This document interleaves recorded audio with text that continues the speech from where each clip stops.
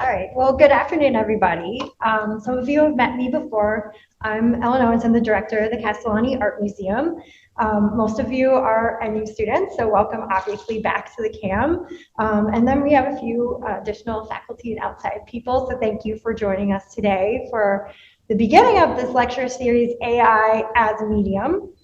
Niagara University and the Castellani Art Museum acknowledge that we are privileged to gather on the lands of the Seneca and Tuscarora nations and other indigenous communities who have stewarded and continue to steward this land throughout generations.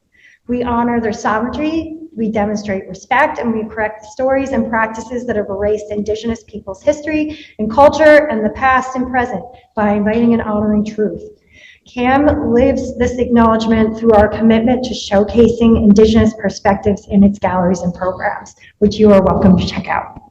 Today's lecture is part of a series exploring AI in the art world, with two parts of this series, the second happening on Wednesday, right here in this room. It is part of a partnership with Niagara University's International Marketing, MKT, 325 that will culminate with a pop-up exhibition of student-created artworks right here in the Castellani Gallery starting on April 29th, which most of you know, but really we're very excited about showcasing student work in this space, so wanted to make sure everybody knew about it. Today, we are honored to have esteemed speakers Eleonora Brizi and Anne Spalter with us, and to introduce them further, it is Jessica Minikuchi, CAM's Marketing and Membership Specialist. So thank you and welcome. Thank you, Ellen. And thank you everyone for being here today. We're really excited to have you back at CAM. And for those who are in the audience who are from our public audience, thank you for coming today. It's very exciting to have you. So this session is an educational expedition into the innovative world of artificial intelligence and art. Our learning outcomes are designed to deepen your understanding of the evolving field. You'll learn how artists are utilizing AI in artistic creation, explore the tools and technologies in AI art, and gain basic skills in conceptualizing and prompting AI for artwork creation. Moreover, we'll delve into the conceptual approaches artists adopt when working with AI and identify emerging talents in the AI art scene. Eleonora Brizi, a renowned digital art curator, brings a wealth of knowledge in blockchain art and generative AI. Her diverse experiences from living in New York, Rome, Beijing, and now primarily in the Metaverse, provide a unique global perspective on digital art trends and practices. Anne Spalter, a trailblazer in digital art, is known for her innovative merging of various media to capture the complexities of our contemporary world. Her work, often themed around transformation and societal adaptation, brilliantly captures the essence of the sublime in both natural and urban landscapes. This lecture series is also an interactive opportunity, like Ellen mentioned, for Niagara University's international marketing students, who will later apply these insights to create their own AI-generated art inspired by the museum's collection. So join us in this session that promises to intertwine art, technology, and education in a unique and enlightening way. We invite everyone to engage in this enriching experience. Note that at the end, we'll have a 10-minute Q&A, so please write down your questions for our speakers throughout the talk, so you can then ask them at the end, okay? Additionally, we would love to extend a huge thank you to Dr. Daly, the participating students, the CAM staff, and the College of Business for making this important conversation possible. And then please note we're recording this session. So thank you, everyone.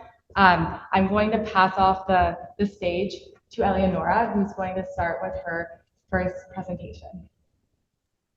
Each speaker is going to speak for about 25 minutes. Hi, hello everyone.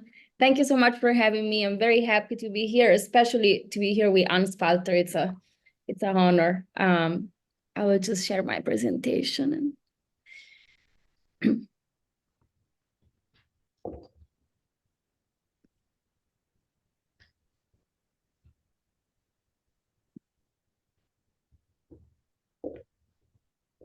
Yeah, my name is Eleonora Brizi. I'm a digital art curator, and already seeing this title, I got shivers. AI as a medium. Where do we start? It might seem simple to to put together a presentation about artists creating through this fantastic, amazing tool, since I have been working with artists using AI and blockchain and technology for years now. But then this technology is so much developing and changing literally every day. There is always very complex, but very exciting as well. I thought that I will start with a question to just clarify something, because this is a question that not only I get a lot, but I have to admit that I also stop sometimes to ask myself. And there is an answer to this, but the answer is constantly changing. So what is the difference between generative art and AI-generated art? We're going to talk about AI-generated art today. This is what the lecture is going to be. But so generative art made with algorithms has been existing since the 60s. And what we're going to talk about today is actually, like later developments of what's been happening because of these new models that pop up in the past years. So unlike the old-fashioned generative art, AI-generated art is not produced with a set of programming instructions that artists give, but instead it evolves training an algorithm on a data set so that it can later produce artworks. And it's also important to understand the difference, which I'm sure you know, but again, just to have it as a basis between AI and generative AI. AI is used to predict, and generative AI is used to create completely new content. So generative art produces outcomes, often random, but not always, based on code, which is usually developed or customized by the artist. It's like a random chance generator where the artist establish options and set the rules. And then the algorithm randomly generates an outcome based on the limits and the parameters that the artist set up. AI generators, on the opposite, use proprietary code, which is usually developed by in-house engineers, to produce outcomes based on the statistical dominance of patterns found within a data set. So the artist is usually not involved in creating the underlying code used to generate the image, but instead they practice to train the AI with inputs that resemble their artistic vision. So it's like a curation. So they interact through inputs and also experiment with prompting the image generators, refining the text based on what they want to obtain and achieve. This is just a scheme to position our generative AI in this system. So generative AI is part of deep learning, which is part of machine learning, which is part of AI. I would like to start with Kevin Abosch because not only he's a great and fantastic artist, but I recently curated a show for him in Paris at NFT Factory, and the experience was very fun, and I think that it will be good for you to hear about this. So we decided to present this show, which was called 1337, and it was all about hacking culture. So I, as a curator, wouldn't know how Kevin would create images. This was more about having an NFT show. So we didn't agree that it will use AI to create any of this. So the show happened in October in Paris, and Kevin, he created 2 series of brand new artworks.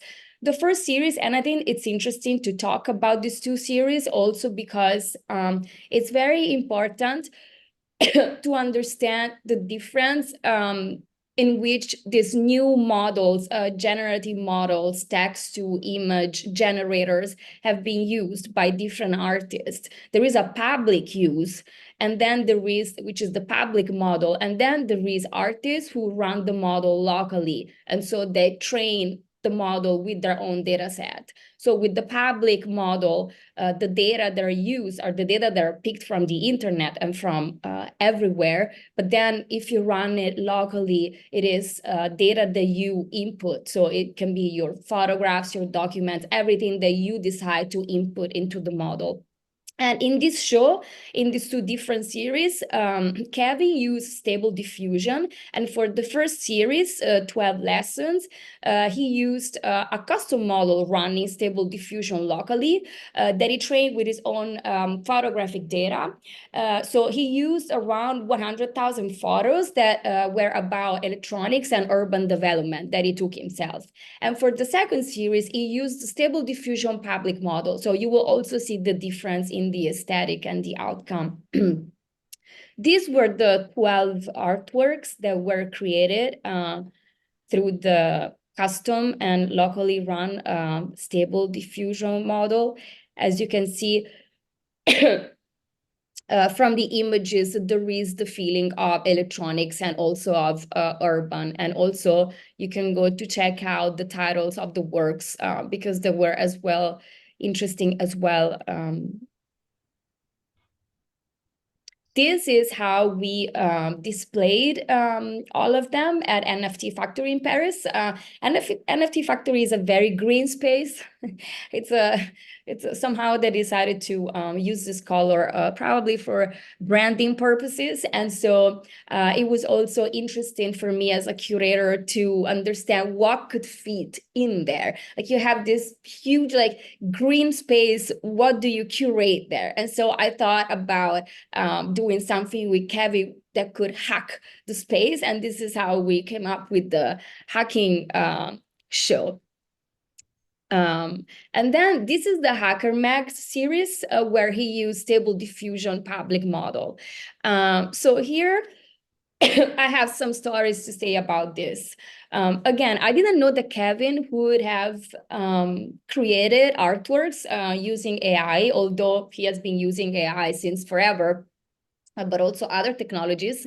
And Kevin started to send me these images on my phone, on iMessage. So I also have the excuse that I didn't see them in a big screen. But then he will send me these messages and told me, oh, you know, I thought about having displaying these magazines, like these hacker magazines from the 70s, you know, because I really like this nostalgia feeling. So what do you think about this? And he will send me these images and I'm like, wow, this is great. It's fantastic, to the point that I asked, where did you find this? And then obviously he laughed a lot. And I guess what I want to say with this is that I was the curator of the show and I got hacked every day by these artists who wanted to prove, because Kevin is a provocateur, he's a hacker in spirit. He's like you know, he provokes to see the reaction of the audience, even of his own curator, and to prove that if we don't pay, there is a possibilities for us to understand what are real images or what are images created with AI. And there will always be a possibility and a chance to do that.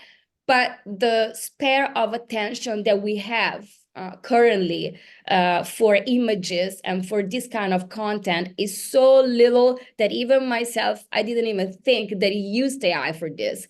Also, because obviously when you see it, you might think, oh, this is kind of like a language that maybe hackers used to like use on the magazine.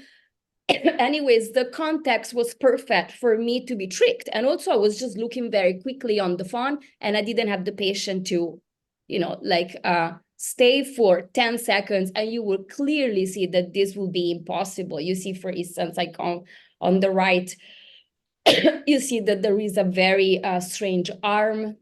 You will see that a woman, a Black woman, it wouldn't be possible for a Black woman in the 60s and 70s to be a hacker. It would be very rare and very strange.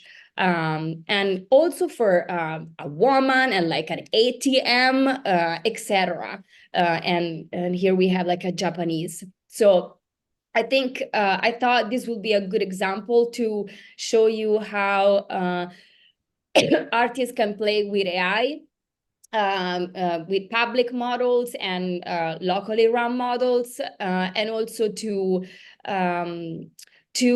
bring back the responsibility on ourselves, especially right now that this technology is so present in our lives. We should pay more attention, and pretty much the truth is always there in the images. And this is just some other images from the show in Paris. Then another artist who I love deeply is Sofia Crespo. Many of the artists that I know and I love, and this is not a critique, it's very interesting because things are getting more mixed. They have been getting more mixed lately, which is great. But you have to understand that before these public models that are accessible to everyone and these text-to-image generators, forgive me for my cough, I'm just recovering from a very bad flu. There are artists who have been working with AI since forever. And before having access to these public models, artists will train, I mean, they're still doing it now, but they will train their own models with their own data. And sometimes the result and the output of working with a little set of data, although it might sound strange, is even better than having access to this billions of data that you will have access to when you use Midjourney or DALL-E or Stable Diffusion, any public models. Sofia Crespo she has been using AI to discover and the biological world, the nature, to even sometimes create new forms of life that wouldn't exist.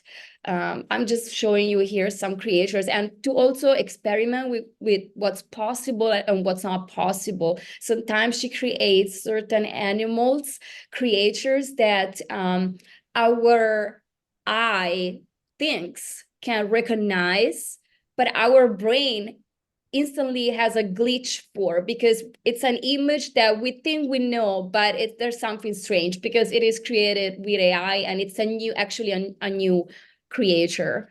But today, the reason why I'm presenting Sofia is for a very specific project, which is called Critically Extant, which I thought it's very interesting because I wanted to talk a little bit about bias.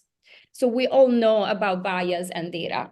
Again, if we use public models that are trained on data that we find on, these data are provided by internet and therefore big tech companies, obviously the bias are enormous. So everyone is talking about it. If you type, I don't know, like a woman in career, usually what will come up will be a white woman working in an office. So how do we face that? It's a big topic, but what I am presenting here today, I think it's very interesting because Sofia did it on species that could risk extinction. So for instance, she was saying that, like we love cats. All of us somehow, we love cats, we love dogs. And so there is a lot of data about dogs and a lot of data about cute cats. But there's so many species in the planet of animals or plants. They're not, somehow we don't like them because aesthetically we don't like them, or we don't know about them, or simply we don't talk about them that much. And it's incredible how the amount of data that is present because of our own taste is so little when compared to other animals or plants that we really love. And so this project explores the limits of available data as a means of engaging with critically endangered species. What happens if an endangered species is liked by humans so that we have a lot of data. And if an endangered species is not that much liked by humans, and so we have little data. I think it's a very interesting project that talks about bias through a very interesting perspective. So I suggest you to check it. This is just a few screenshots of videos that she created of all these species that she went to search for and analyze. It's a very great project. Another artist that I want to talk about is Sasha Stiles, who I also think is pretty special because she's a poet. And I don't know how familiar you are with poetry. We all believe that usually poetry is something that we study at school or in academic spaces, and then it doesn't really touch our lives that much anymore. And I am from the Web3 space. I studied blockchain, and I have been working with blockchain art for years. And something incredible happened in the past 2 years. This platform was created, which is called the Verseverse. And the platform is poetry on the blockchain. And you can't imagine what this platform has created, that at least the Web3 people who weren't reading, I mean, Web3 people is a very little bubble, but at least these people that I know, including myself, are now reading poetry, which is a miracle. And Sasha Stein is one of the co-founders of this platform. She has been using technology in her poetry and her writing, especially AI. She created technology, which I actually have here. It's this book. And this is a great book. And so sections of technology were written in collaboration by Sasha Stiles and her alter ego. So Sasha created an alter ego, which is this always evolving AI poet. It's a custom text generator, which is powered by deep learning language models, and including GPT-2 and GPT-3, which I believe you all know. And then she fine-tuned it on her own poetry and extensive research materials. So what she created is that these poems are actually a collaboration between her and her alter ego. I think I picked...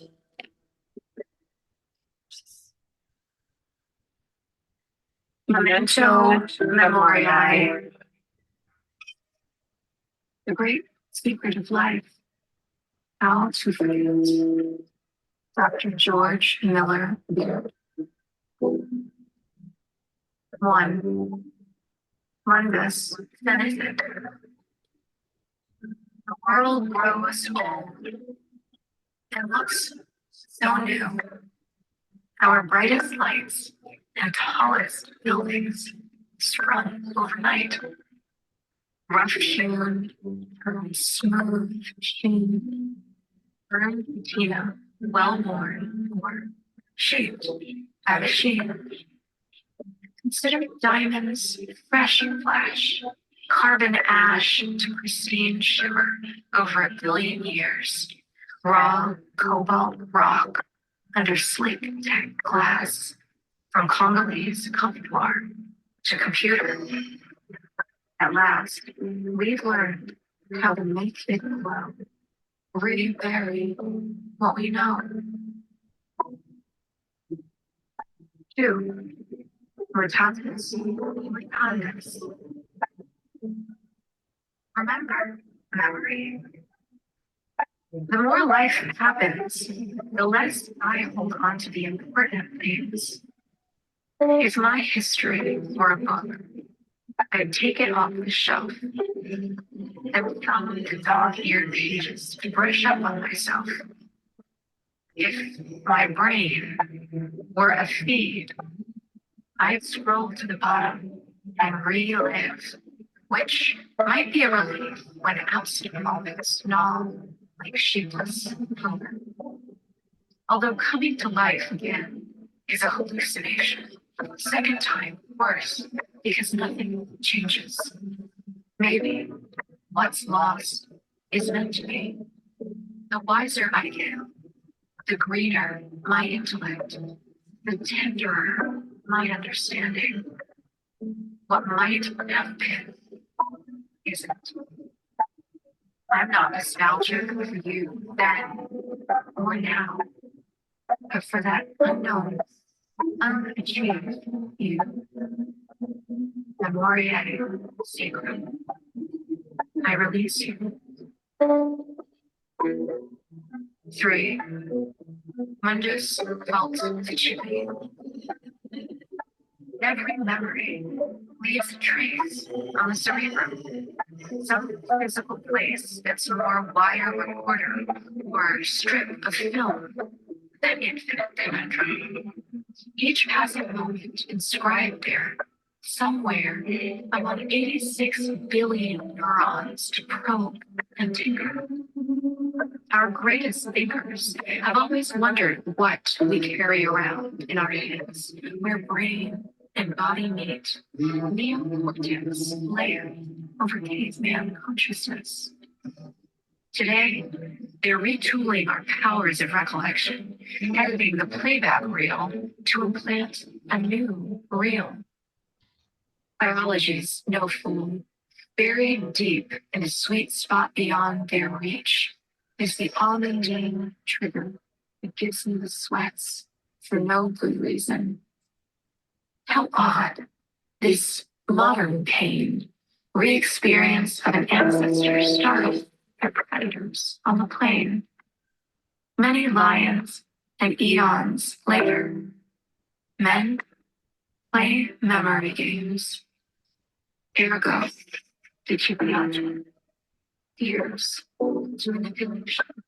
Here's to Adderall, Xanax, beta blockers, palliation.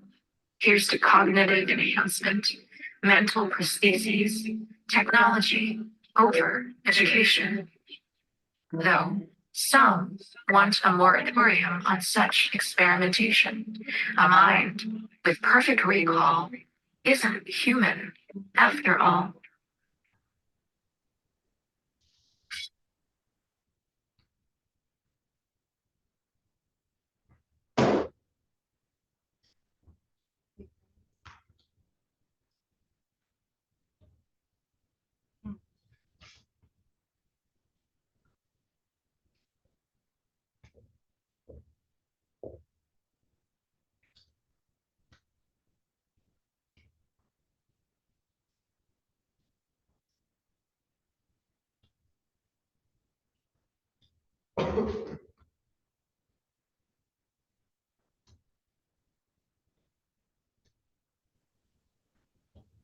Okay. Sasha Styles. All right, we lost Eleonora. Anne, can you hear me? Did everybody freeze? Yes, All right, we might I hear you. hop over to you now, just because I think we're getting close to the time frame. Yep. Let me do that screen sharing portion again. Okay, let me know if it looks all right. Yes, it looks perfect. Okay, incredible. Hi everyone, I'm Anne Spalter. I'm a digital artist for decades now, and I've been using AI in my work since 2020, which is a long time in the AI art world. And Eleanor's talk was fantastic. I think there's actually a lot of overlap. So we didn't see each other's slides before, but I think they're going to work well together. And thanks so much for having me, to the director of the museum, to Jess, and to all of you who came in to watch all of this while it's so beautiful outside. AI has gotten a lot of press, but it's hard to really know what it's like to use it until you do yourself or see some examples. So that's what I'm going to try to show, why I'm using it, what my process is on different platforms, and I'll recommend some platforms too that you might enjoy experimenting with. I have been doing this seemingly forever, creating digital art since actually the late 1980s. And in the 1990s, I taught the first digital fine art courses at Brown and RISD. There weren't that many resources at the time. And I ended up writing a textbook, The Computer and the Visual Arts. And as part of that, in addition to looking at the theory and practice and technical aspects of digital art, I also interviewed some of the pioneers of digital art and found their stories just completely amazing. So Eleonora talked about generative art, and that's what I was looking at. And that's what Michael Spalter and I began collecting because he said, wow, these people they're like the Impressionists.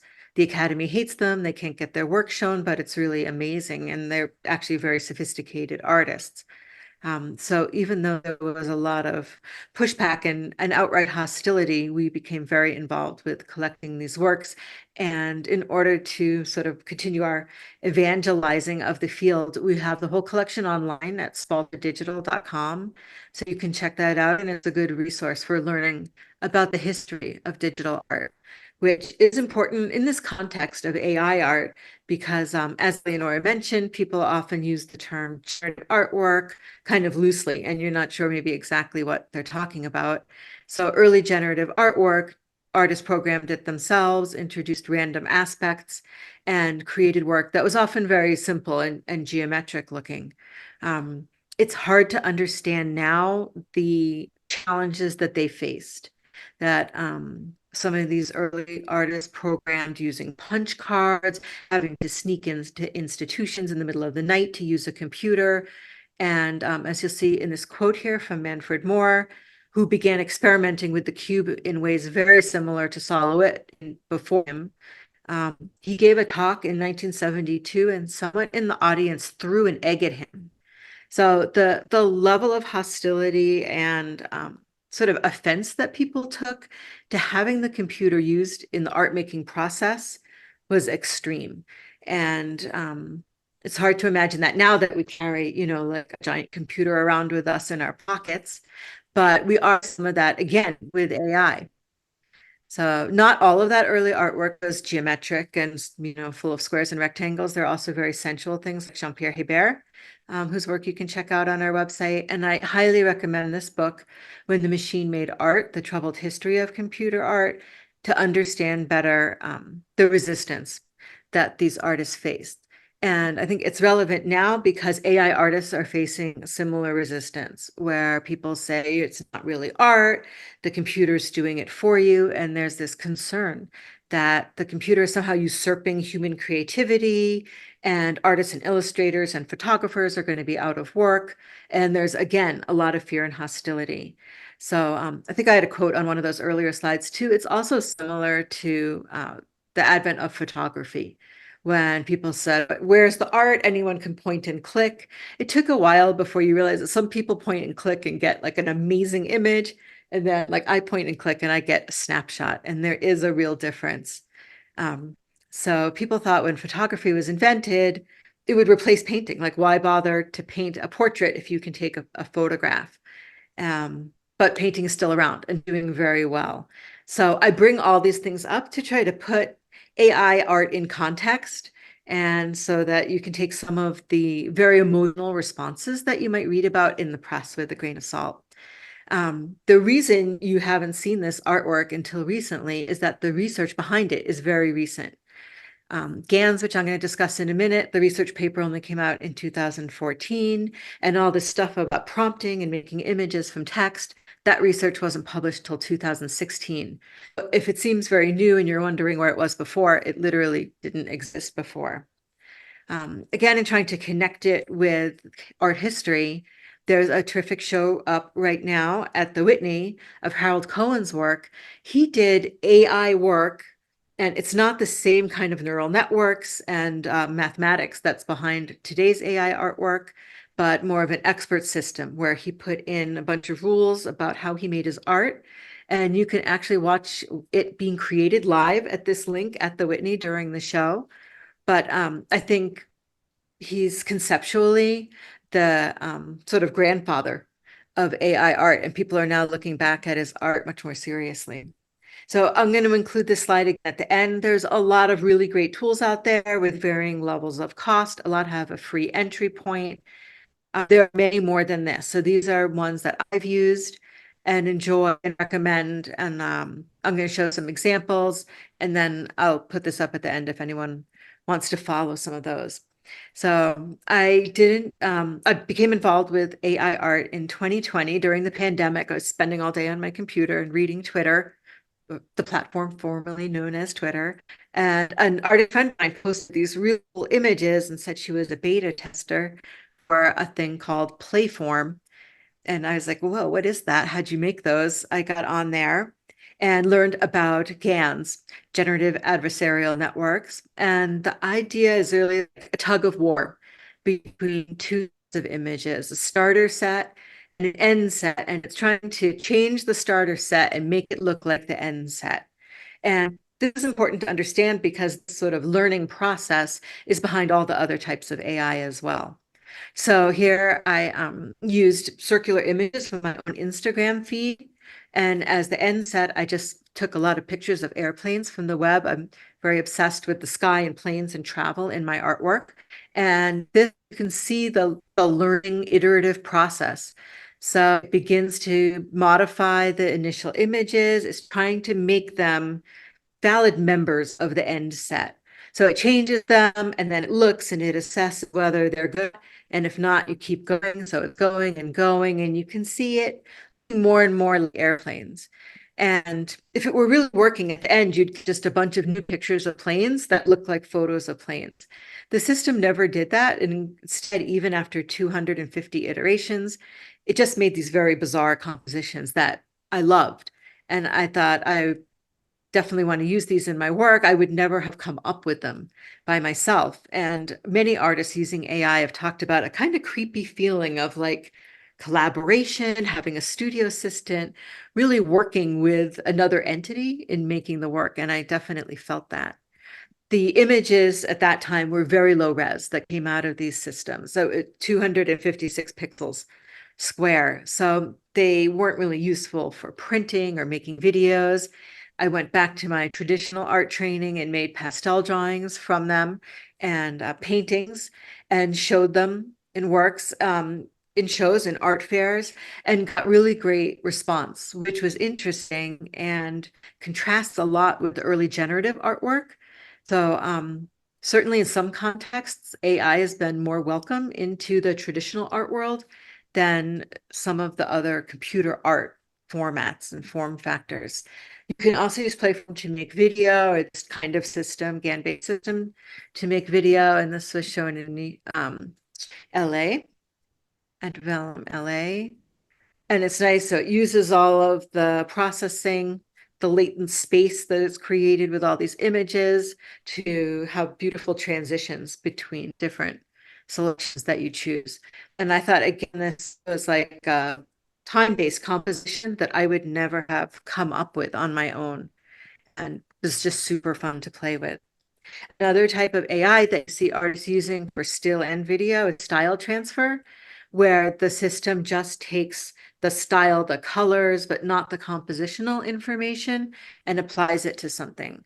So here I have a photo I took on vacation. And for style references, I used a pastel drawing I made and a digital composition I made, and then made this cool image. And again, if I had been thinking, how do I get these colors of this drawing into this photograph, I might have done something similar, but not really. I think the way that AI combines stuff together is incredibly unique and gives you just a different kind of space and composition than you get with traditional tools. So on the theme of being accepted into the art world, I was in auction at Sotheby's, and this piece actually has now been acquired by the Pompidou. Many major museums are now accepting donations or outright buying pieces. Yes, this video. And this was made with a system that we're using in early 2021, VQ GAN plus clip. And this was done with a custom set of Google Colab notebooks, and which we were able to enter different prompts for different times in the video. So instead of one prompt controlling everything, you could get a sense of narrative. And I think there's so many ways like this to explore AI that haven't really been explored yet because it's such a new medium. You can see that online. It was harder for artists to get access to AI in 2020, early 2021, but then a bunch of platforms emerged using open source systems, like VQGAN plus Clip, like Stable Diffusion, but putting a really nice user interface on it so you don't have to know any programming to use them. And one of those is Night Cafe, which has continued to do really interesting, innovative things. And I used it to create an NFT drop, spaceships. And when I was putting together these slides, I realized at that time I felt it was very important to say that I'd used AI in the work, and I literally titled it AI Spaceships. And now when I use AI, I often don't make any reference to it or let people know I used it. Just like if I used a camera or any other sort of type of technology in my work, unless it's really the subject matter of the work. Just in such a short period of time, I think it's become a tool that many artists now use very comfortably.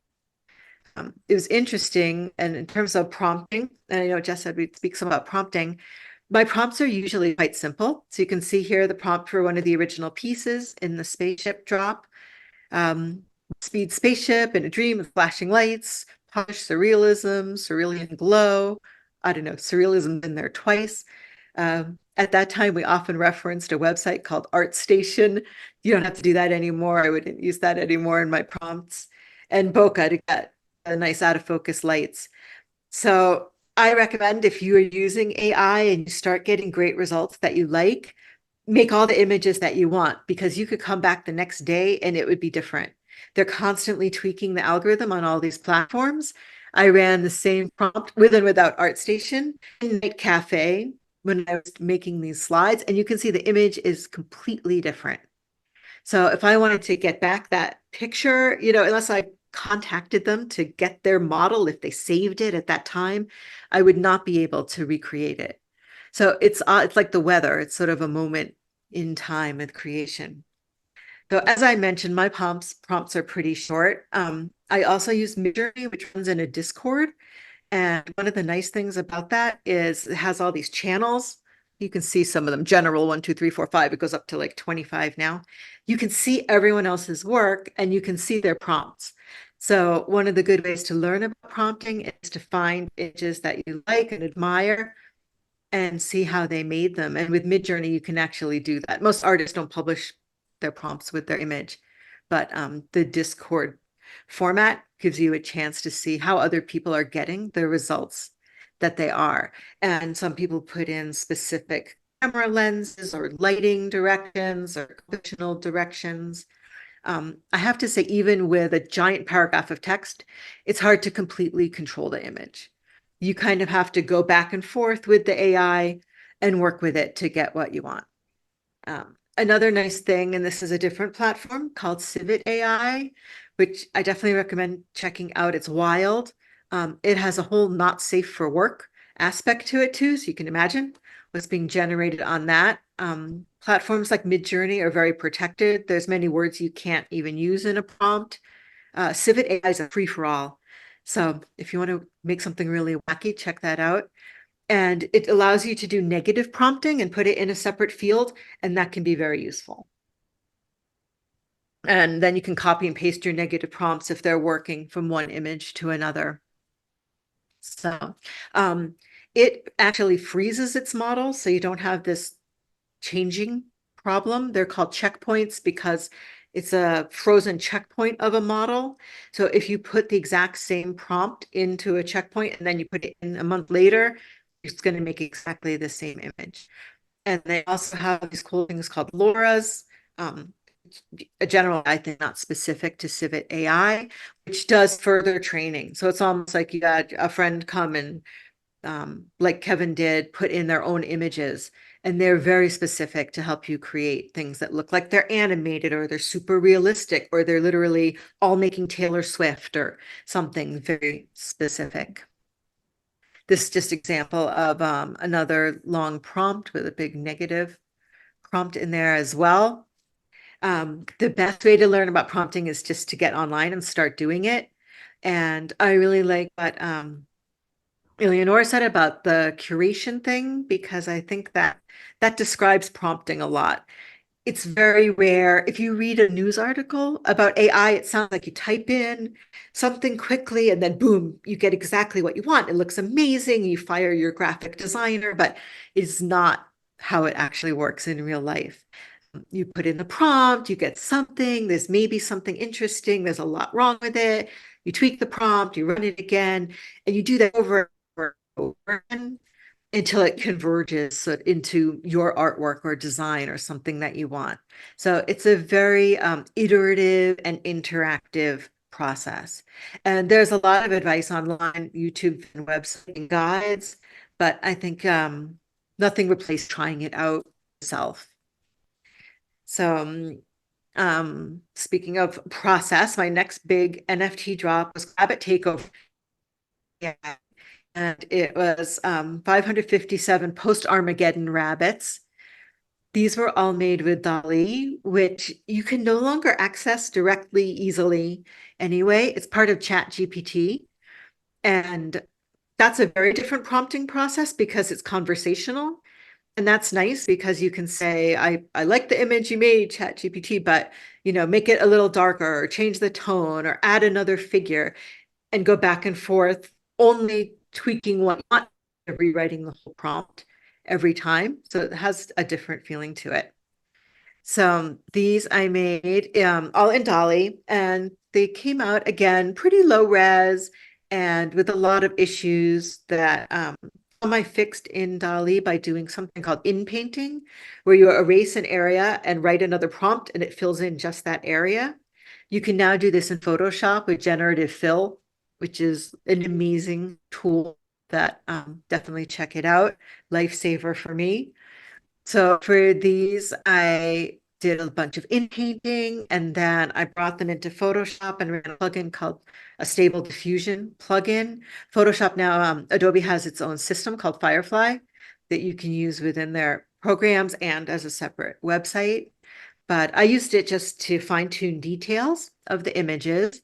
And then I upscaled them with something called Topaz Gigapixel, which does a fantastic job of upscaling and tweaked compositions a little bit in Photoshop.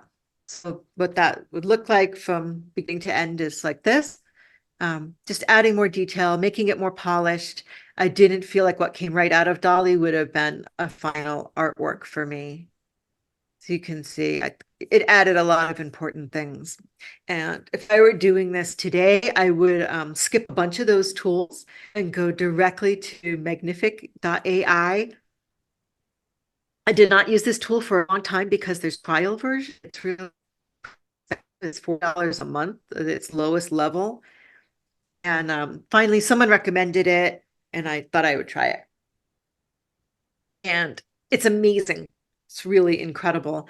It not only upscales your image very well, but uses your AI prompt to creatively add details to the image. So it's like you're making a new image and upscaling it at the same time. And it saves many steps in the creative process. Eleonora mentioned that artists can run AI models at home. So in the beginning, everything is in the cloud. Now you can have your own AI machine at home. You can run a bunch of things on a Mac.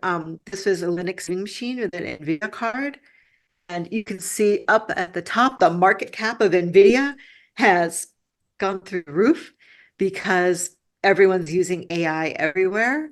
But this is what the interface looks like. So you have sometimes more settings and more control over what you're doing. And you can add in, I had my own reference image and then could make, as well as still images, short videos, which I think sort of a new frontier in AI art is getting better and better. and began making these things I'm calling energy kaleidoscopes, which are short videos. And I think you'd never like know in the process that there was some realistic image as a reference image. And it just took a lot of experimentation, but it was nice because if you run it at home on your own machine, it's free. You're not paying per image, you're not paying a monthly fee. There's the cost of the machine, but then you can really experiment to your heart's content. You can also do video on Runway ML. I put in still images and sometimes prompt. Sometimes I just let it try to decide on its own what to make and how to animate it. You can see these are all short. It tends to break down after 4 to 8 seconds. You get weird warping and everything kind of falls apart. So I think that's definitely something that technologists are working on. You may have seen, if you're on social media a lot, something called Sora that OpenAI is releasing and looks like it makes really amazing realistic videos. I have not had the opportunity to try it. I have experimented though with the third dimension, and AI is at work there as well. So these initial images were made with Stable Diffusion locally. I knew I wanted to make a 3D printed castle, and unfortunately, these were not printable. So it took a while to make an image simple enough print. Just a web 3D takes as little as one image, although you can put multiple points of view if you have them, and miraculously makes a 3D model. So I'm not sure how it's even using AI to do that. Like it's like it can see behind your photograph. It's really quite extraordinary. We made a 3D printed fountain with multicolored filament, and that was just shown in Paris at the Deep AI Art Fair. But this whole process would never have been possible for me without AI. I'm not a 3D artist. I find 3D software super confusing and hard to use. So this really enabled me to literally explore a new dimension. So people thought cameras were going to destroy painting, put artists out of business. I would say the opposite has been true, that more people are involved. Plus, there's an entire field of photography. There's cameras everywhere in our lives at all different levels. It's not just obviously in the art, even just straight up photo documentation. The link there is an article about how a criminal was captured because there were literally so many cameras around in the environment that they found them. There's concern, as always, that this new technology will somehow replace artists and creativity. But I think that artistic practice it's more than the end result of what you make. So even if the computer creates an image that looks aesthetically beautiful, it doesn't replace the experience of making the image for the artist, which is why we do it.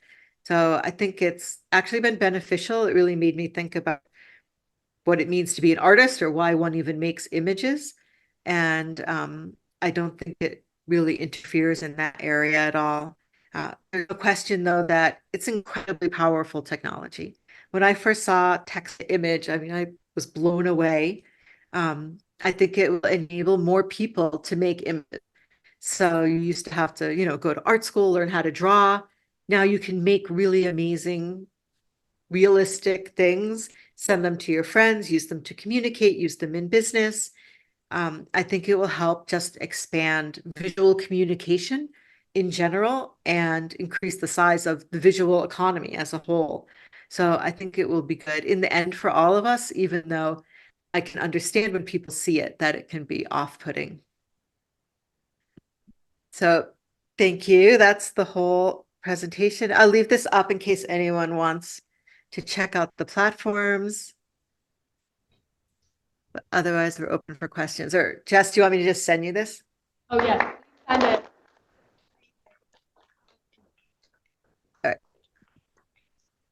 I Stop know. sharing so we can do.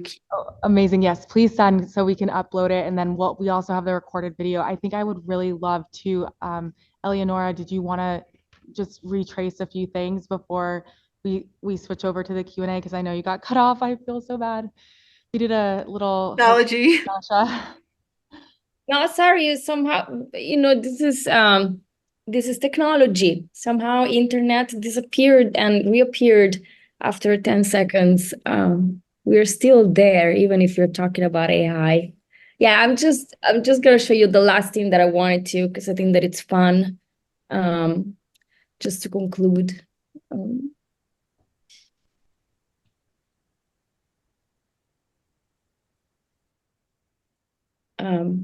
Yeah, I was talking about Mario Klingemann, who is an amazing artist who has been using AI in an excellent way for a long time. But lately, he created this artwork, AICCA, Artificially Intelligent Critical Cunning, which is a dog. And this was my conclusion, because after the boom of new AI tools and generators, artists like Mario, sometimes they just cannot take it anymore, because obviously the noise increased. And so he created this dog that has been trained on a data visual art and art writing. So he's a art critic. And he has this black lens eye, and so he looks at artworks, physical artworks, and he works with a GPT model to generate a piece of criticism.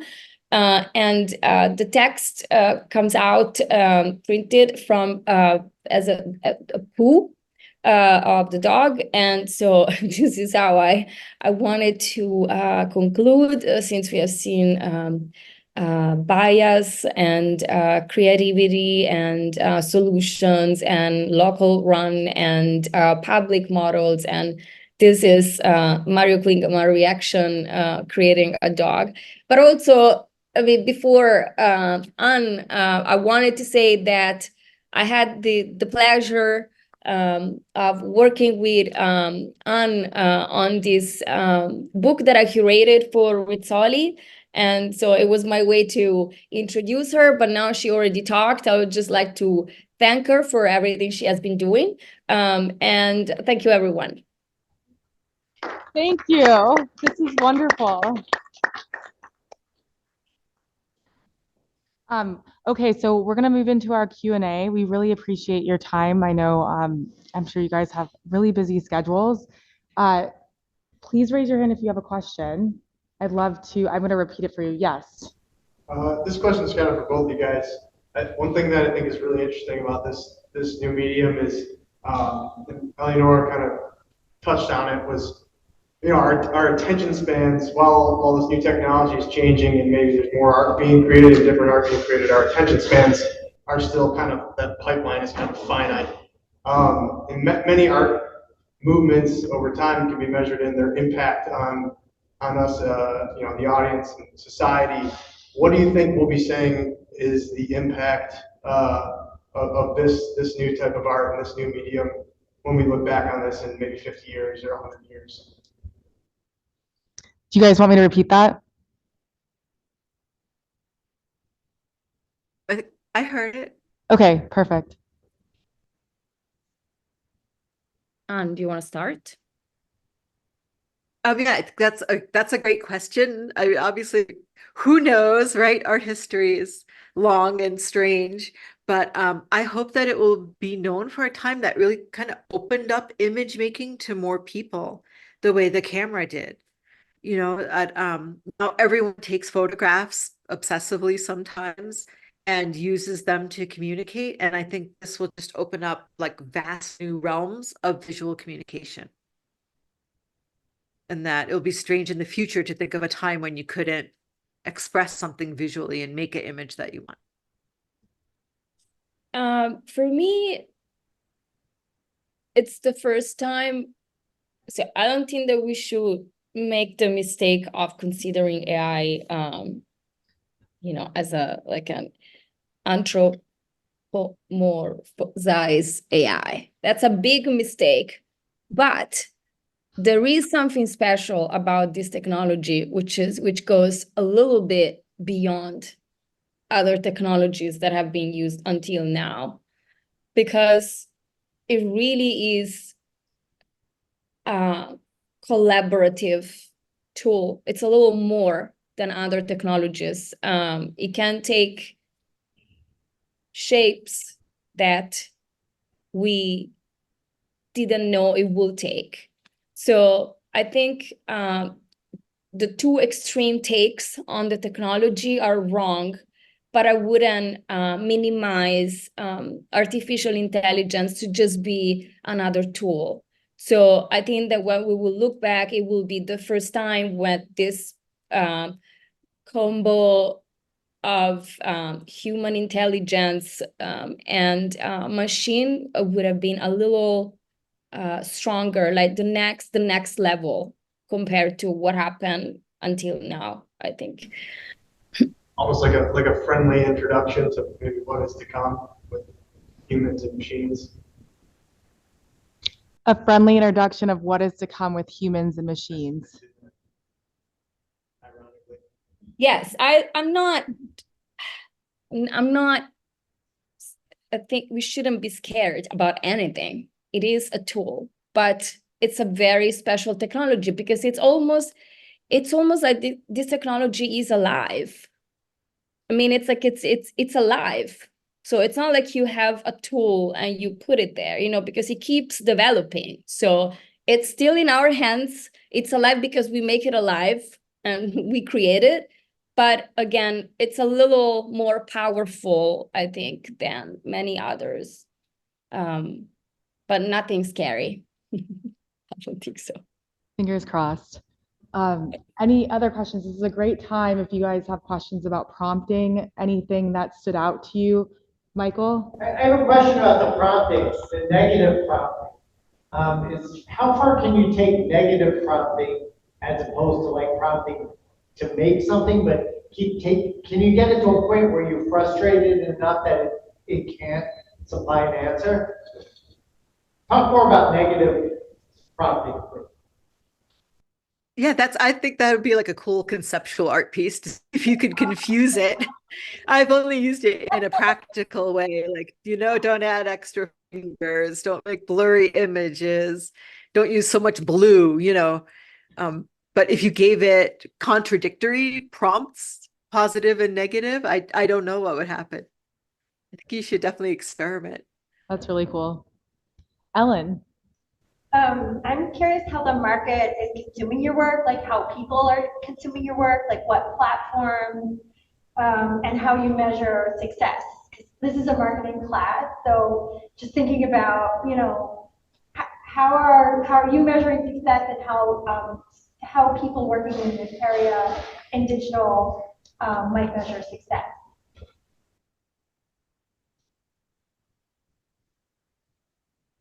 I mean, I think in terms of marketing, the whole NFT market is super fascinating, and that AI and NFTs go really well together.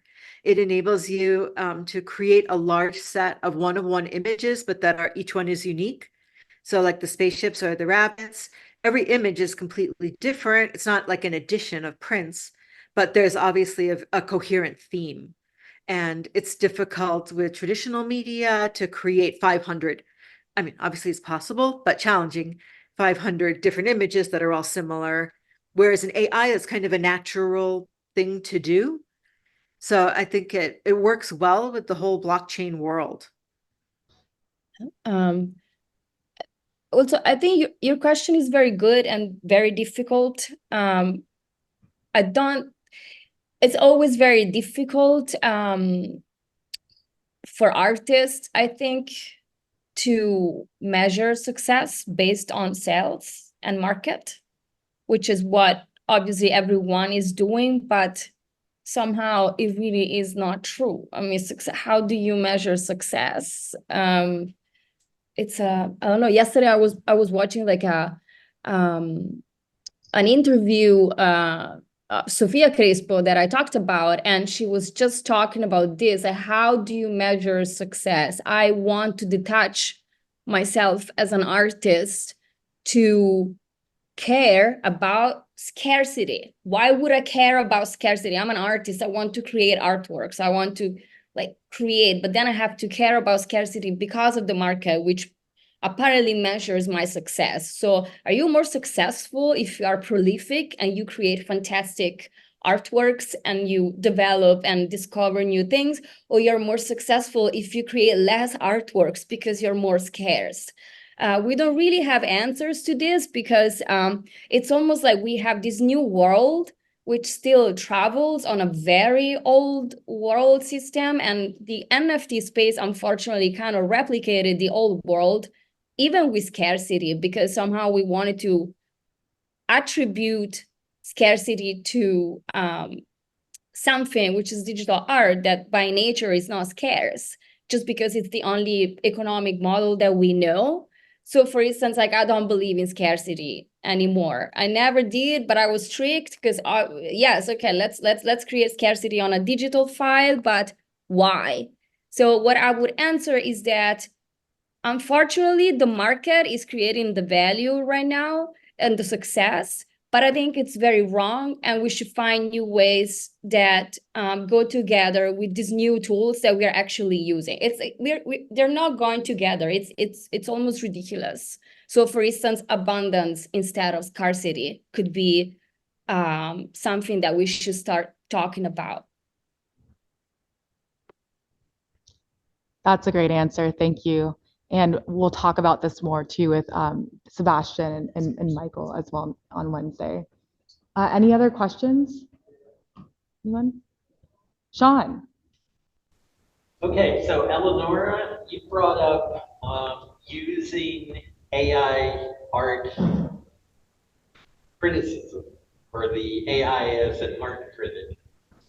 So I'm curious to hear more how you would iterate your art using the art critic or the AI art critic. How would I iterate my art critic? Your art using the AI art critic idea or model. How would I use AI for art critic? Correct? So over and over again to iterate, like to come up with new ideas. Sorry, my pants. So how would you like use the AI critic to make The dog? Yeah. How would I use the dog? to improve your art? I just in general, I think he's thinking about it. You're thinking about it as like a general conversation with like chat, like Dolly or something, right? Or like a chat bot. Yeah, we're used to doing this. Yes. So they're used to generating images with text. So like Dolly, for example. So he's asking, how would you iterate your art with a text model, like from a critical standpoint? So like using an art critic, using the AI art critic. So I guess you'd have to prompt it that way. Yeah, but I guess because What do you mean by the AI art critic? Yeah, I don't understand the question. brought it up. Well, that's a project that Mario Klingemann did. It's specifically. So he's Okay, yeah. using the dog? Yeah, so you're talking about the dog. So that was super specific, and the dog would critique things because it was tired, like Mario is tired of all of the people popping up and creating more and more AI generated artworks. So the dog would critique the art, right? And it would be negative, essentially. Sees art and he creates a critique with GPT and he prints it. Yes. So if you wanted to do that or use that idea, you could use that idea, but it would be a different conversation because you wouldn't have the dog, for example. So you would have to tell your chatbot to be the critic, essentially. Yes. But that's not what the project was, though. It was yeah. So he's just saying, could you do that? Like, what would that look like? Like as an example. If I had to create, like, if art critique through AI, what would I do? Well, it's very interesting. I have been thinking about this for a long time because I think that art critics, these figures are very obsolete, and I even asked ChatGPT many times, how do you see the contemporary art critique to be like, who is the contemporary art critique? You know, like I don't believe in that figures anymore. They're so old fashioned. I didn't find an answer yet, but memes are a very contemporary tool that could be used for that. And I have been training my GPT-4 as a, you know, like a assistant. And let's see what's gonna come up. The only thing that I can think for now, with or without AI, to create a model of art critique that could work is probably memes. Other things are a little old. Sure, that's great. I don't know. Thank you. No, you did a great job. I think that was great. I think that I'm going to talk to you about this more too after, because I'm interested in this model, and we'll come up with, we might email you too, because this is an interesting question. I like the idea of memes. There's a whole, like, people are being hired to be memologists now at museums. I think Jesse Diamani actually is a memologist. So this is a whole another can of worms that's super fascinating. Does anyone else have any other questions? It's really a great time to kind of dig deeper. If you guys have already been thinking about the artworks that you're going to make your AI generated art from, and you want to get some really expert advice, now is a really good time. Anyone? All right. Well, with that, I'm going to say thank you very, very much. This was a very wonderful chat, and everything you guys offered is on point with what everybody's learning here today, and very fascinating. And it goes beyond what they're learning as well, which I think gives them a lot of food for thought, which will help them kind of think outside of the box, which is the whole goal of this project, is to be less generic, to not just get, you know, a very basic, beautiful word salad or basic image from a chatbot, essentially. So this gives them a lot of food for thought without, you know, without having to not know where to start, essentially, so that they can start somewhere. And they spent their last class last week picking out artworks from the museum, so it'll be really interesting to see. And as soon as we start to get their artwork, I'm going to make sure you guys can see it too, so you can see what everybody made. But thank you so much. Great. It's been wonderful. Thank you. I'm a huge fan of Anne. Thank you. So it's been a huge honor for you guys to be here.